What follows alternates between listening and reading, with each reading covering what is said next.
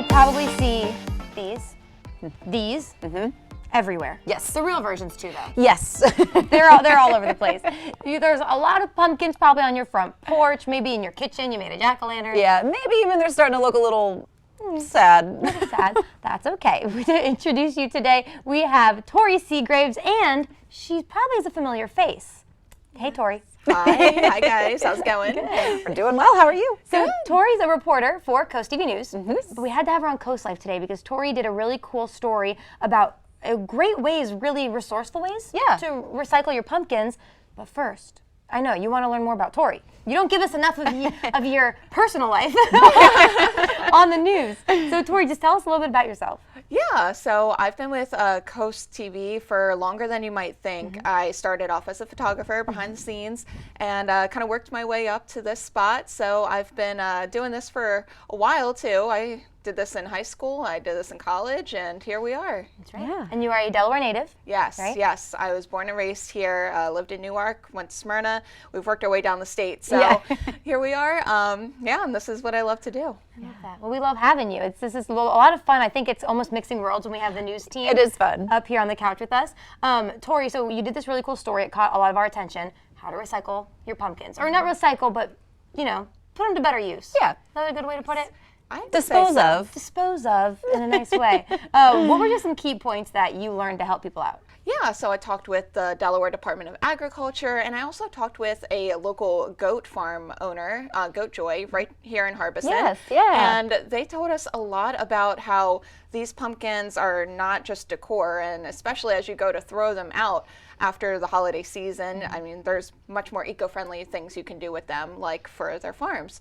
A lot of farm animals, like those goats and even cows, pigs, they like to munch on the insides of those pumpkins. So they don't want you to throw them right into the pen, because if they do have that bleach on them from when you were trying to preserve them for while they were decor, or if you were painting them for fun, carving them, some farmers are a little more stingy than others about what kind of pumpkins they would like their animals to be eating.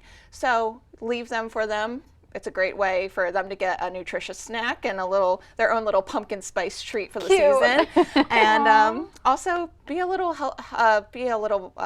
more eco-friendly for the planet. Definitely. Yeah. That makes sense. And it was funny, before we got rolling, I told you, I'm like, Torie, I saw a TikTok. This guy said, just take your pumpkins, throw them over the fence, and cows and horses will eat them. And Torie was like, maybe not. Just throw them over the fence. Yeah. This is why Give she a little does. knock, say hi. Right. That's why you do the research. So people shouldn't just, there's a lot of farms in Sussex County, Kent County, they shouldn't just throw them over. Right, yeah. Okay. It's just like having your own pets. If you're a pet lover, I mean, I don't want anyone to just give my pets a random treat that they have. They might have a dietary restriction or things like that. So you just want to take that extra step to say, here is the pumpkin, and leave it at the gate for them, or go to the farmer themselves and ask them, what kind of pumpkins are you looking for, and I'll bring what I've got. Yeah. Amazing. I love that. Yeah, I like when you said the little pumpkin spice treat. I know. That's cute, because they are really nutritious for people and animals alike. Definitely. Yes. And Torie, you do a lot of really interesting reporting as well. Stuff like this that you might not think as a news story off the top of your head, but then you're like, oh my gosh, this is important information I needed to know. What are some of your favorite stories you've worked on, or anything that really just you remember really well? Yeah, so I've done a lot of stories, obviously, over a year now of reporting for Coast TV, but a lot of the ones that I gear myself towards are ones that I can get a little more personable with. I can be a little more human with. And I think there is no story to tell unless you get the face behind that story.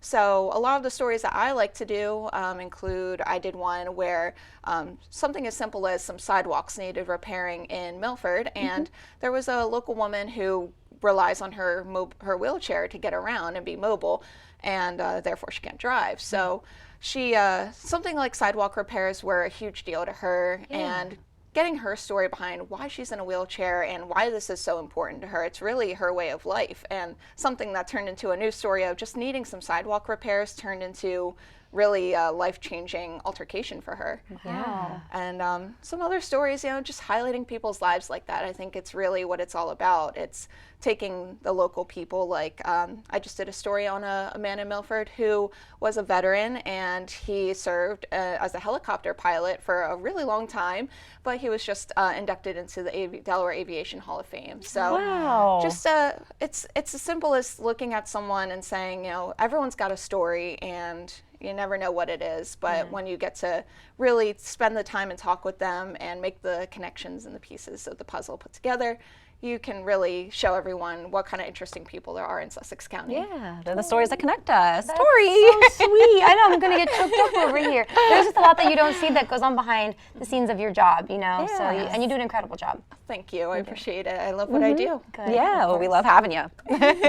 I'm happy to learn about the pumpkins. I have 2 on my porch right now that I've been needing to get rid of. So I'll probably stop by the goat farm. What was it called? Goat Joy. Yes, Goat Joy. I'll stop by Goat Joy after work. Yeah, there you go. Amazing. All right, Torie, we'll have you back again one day because you're too fun not to have back. But we have more fun to get to as well today. So stay right where you are. We'll be back in just a little bit.